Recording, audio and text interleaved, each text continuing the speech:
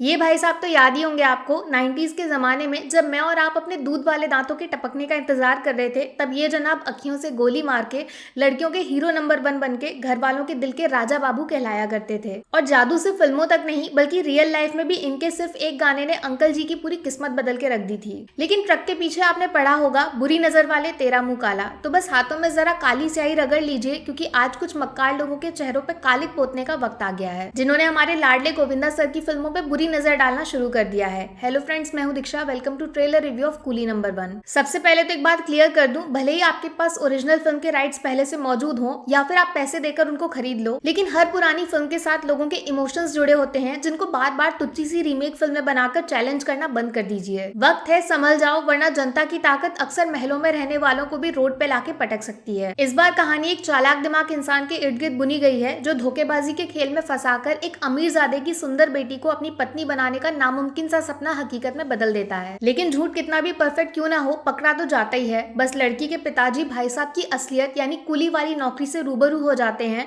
और फ्रॉडपंती के इल्जाम में जनाब को जेल की चक्की पिसवाने का मन बना लेते हैं। तब आता है ट्विस्ट, जब फिल्म में कुली भैया के जुड़वा, जो कि एक मोटी जेब वाले रईस बिजनेसमैन है, उनकी एंट्री होती है। अब ये शक्ल एक इंसान दो वाला पूरा किस्सा क्या है, और कुली नंबर 1 धोखे के इस खेल में बाजीगर बन के हारी हुई बाजी जीत पाएंगे या फिर ससुर जी की मार से खुद भगवान भी इनको नहीं बचा पाएगा। देखो, एक होती है एक्टिंग, फिर आती है ओवर एक्टिंग, और उसके बाद ये कुली नंबर 1 का ट्रेलर, जो कोरोना से भी ज्यादा तेज रफ्तार से आपकी आंखों के थ्रू शरीर में घुस के दिमाग का झोपड़ा कर सकता है। मतलब कहानी वही पुरानी, जोक्स जिन पे हंसी कम और अपनी किस्मत पे रोना ज्यादा आता है, और तो और गाने भी हूबहू वही उठा के जैसे के तैसे फिल्म में डाले गए हैं। चलो, रीमेक तक तो ठीक था, लेकिन ये 100% फोटोकॉपी देखकर क्रिएटिविटी और ओरिजिनल जैसे शब्द एक दूसरे को गोली मार देंगे। और एक बात जो मेरी समझ से बिल्कुल बाहर है, जब आप ट्रेलर पब्लिक के लिए डालते हो तो फिर ये लाइक डिसलाइक बटन को बंद करने का मतलब क्या है?